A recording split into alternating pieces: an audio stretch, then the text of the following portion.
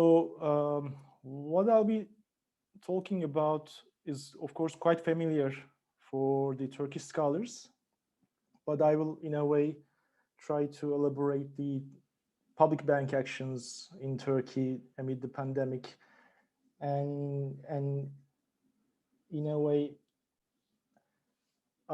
share my thoughts on the problems and controversies.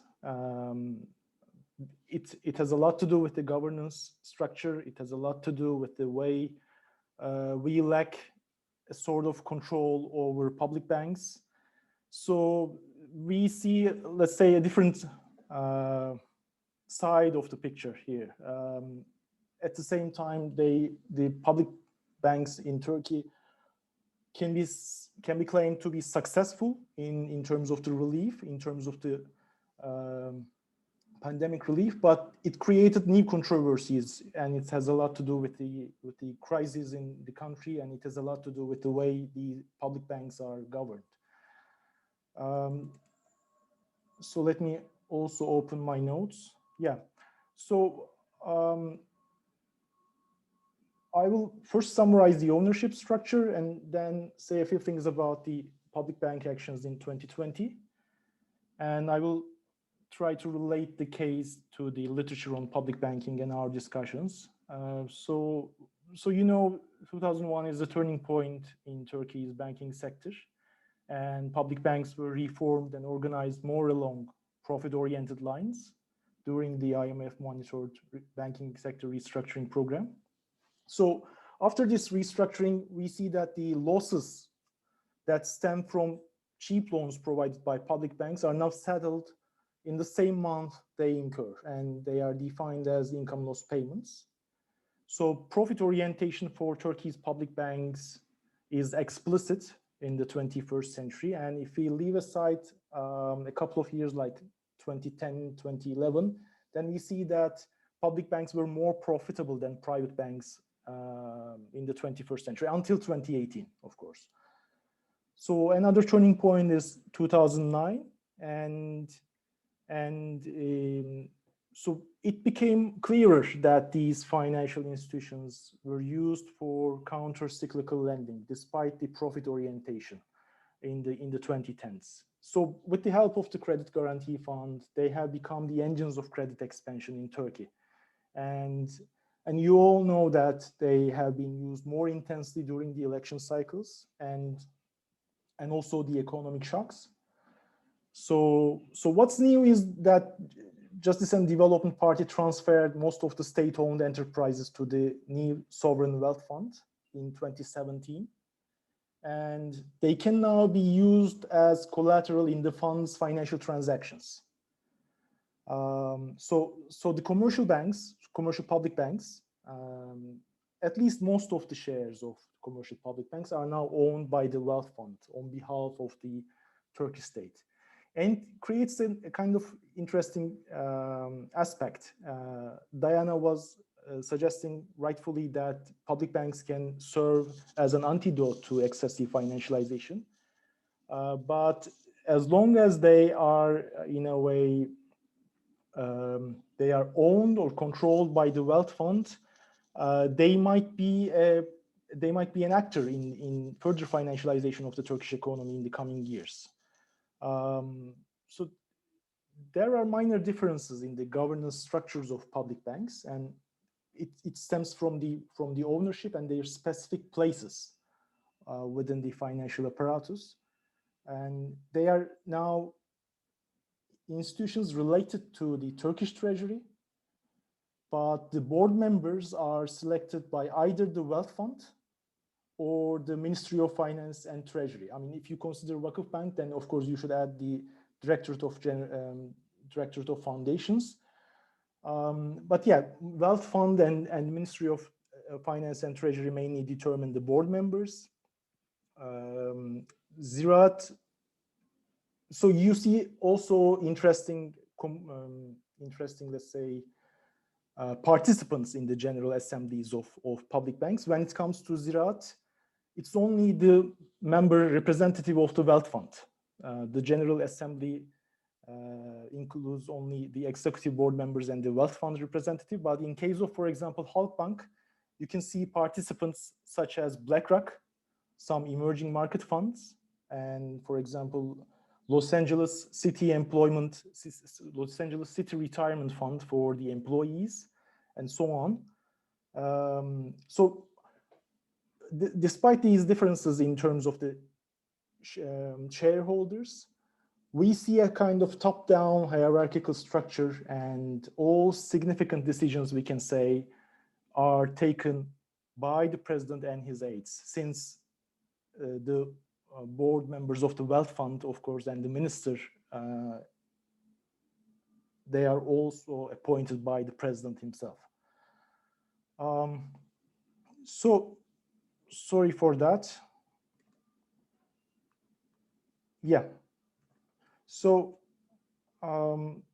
public banks were already crucial in the loan market before the pandemic, and their share in the loan market was almost 40% in early 2020.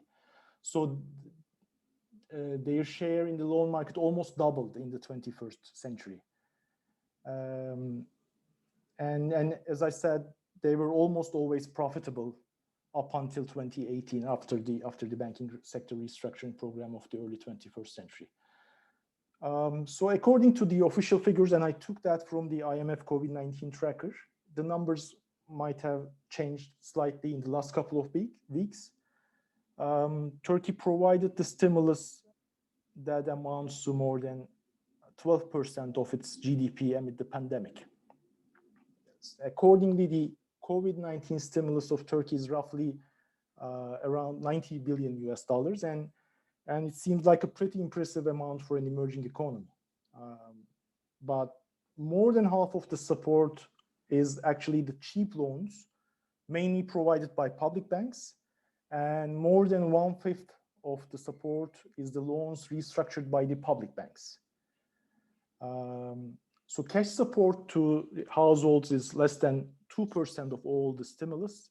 And even if you add the short-term work scheme payments and the similar transfers to households, the ratio of social protection payments is less than 10% of all the stimulus.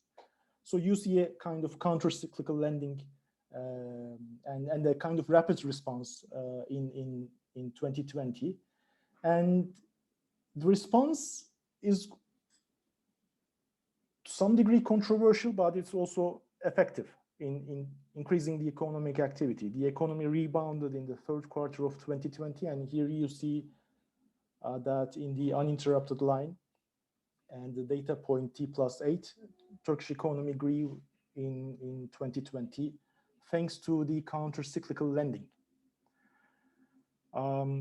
So I believe that this is crucial to understand the way public banks were used in Turkey amid the pandemic. We observed the most extensive credit expansion in Turkey's history during the first wave of the pandemic. More than 60% of the new loans came from public banks. But the credit expansion and the economic recovery have not been smooth processes. Here you see the credit flow graph. I took the data from Banking Regulation and Supervision Agency. So I marked the currency crises with red lines. Each time the economic activity is stimulated depending on the global financial circumstances and the foreign exchange needs of corporations, there emerged a currency shock in Turkey in recent years. And also we should add the growing indebtedness as a result of this credit expansion. Growing indebtedness and the provision of temporary relief are like the two sides of the same coin in Turkey. So the interest rate for a cheap consumer loan a year ago was around 4%. This cheap consumer loan was provided by a public bank in Turkey. And this seems like a massive relief for low-income households. Yet, amid the third wave of the pandemic in 2021, we do not see such kind of a cheap loan provided by a public bank. So most newcomers to the loan market, newcomers of the loan market in 2020 are now suffering from higher interest rates. And so what we have observed in 2020 is like the latest example of state-sponsored credit expansion episodes in Turkey. The public banks did not need to change any regulations. They already had this counter-cyclical mechanism in place. They did not need to change any mandates. But the credit expansion itself was deeply controversial, as it was followed by a currency crisis in late 2020 and also early 2021. I do not have time to detail to give details about the operations, but the Central Bank of Turkey lost a considerable amount of reserves in the last 2.5 years. And this is like an example of off-balance sheet policy making in Turkey, and public banks have become part of these foreign exchange interventions. So it started before the pandemic, but it continued amid the pandemic as well. And this was a way to socialize the foreign exchange rate risk of Turkish corporations. And public banks have been crucial in sustaining this mechanism, these foreign exchange interventions amid the pandemic. And so we saw an ever-increasing role of public banks in Turkey in the 2010s. And it's related with the changing global financial circumstances, and of course the political economic choice by the Justice and Development Party to maintain, of course, the ruling bloc of 2010s. But the controversy is that each interest rate hike in Turkey is followed by new credit campaigns, more notable uses of public banks, and then followed by a kind of a new financial volatility or a kind of currency shock. So Erdogan administration, in a way, used the same recipe amid the pandemic. The response was pretty much characterized by the success of the previous credit expansion episodes, and the fiscal cost of doing that is relatively insignificant. I mean, we see that the income losses of public banks increased rapidly in 2020, but still it's below 1% of total expenditures. So it's relatively insignificant for the Turkish policymakers. We observe that state activism or the developmental interventions in the Turkish case in the 2010s might be rather related to maintaining a demand-led growth regime. And so we see the tendency in the Turkish in the literature by some Turkish scholars to associate the uses of public banks with the emergence of state capitalism in Turkey, or saying that there has been a radical developmental effort in Turkey. But the Turkish case, I mean, the credit expansion episodes and the way public banks are used in these episodes, I believe, provide us with a warning. And finally, there is the predominance of politicized credit analysis when it comes to public banks. And we see, again, with reference to Turkey's public banks, some scholars point out the politicized lending and how it supports the incumbents' re-election chances. The fundamental weakness of those studies, and I believe that also the pandemic era actions help in a way raising an objection to this approach. They fell short of explaining the credibility of public banks. So we see an interesting, let's say, picture when we try to analyze or understand the Turkey's public bank actions. The provision of supportive loans, the provision of relief, and also, as we have seen, the provision of pandemic relief, together with the institutional legacy and practice of these banks, boost these banks' credibility. So it's really controversial. On the one hand, you see that these banks are now owned by sovereign wealth fund, which explicitly declares that it will attempt to deepen the financial markets in Turkey and use the public banks for further financialization. But at the same time, the way public banks are used, they can provide pandemic relief, they can provide relief to low-income households or small and medium-scale enterprises. And this is like a continuation of the credibility that emerged out of these public bank actions.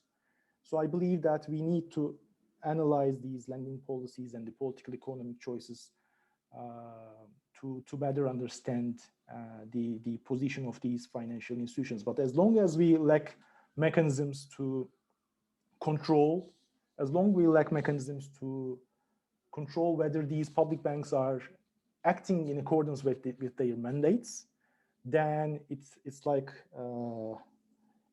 more closer to, it's like more on the negative side of this picture, rather than providing us with some positive lessons of intervention. So that's my presentation, mainly based on the book edited by Tom, Diana, and Professor McDonald. But I mean, I have tried to update a couple of data, and I have tried to, in a way, link it with the broader literature on public banking and the Turkish political economy discussions.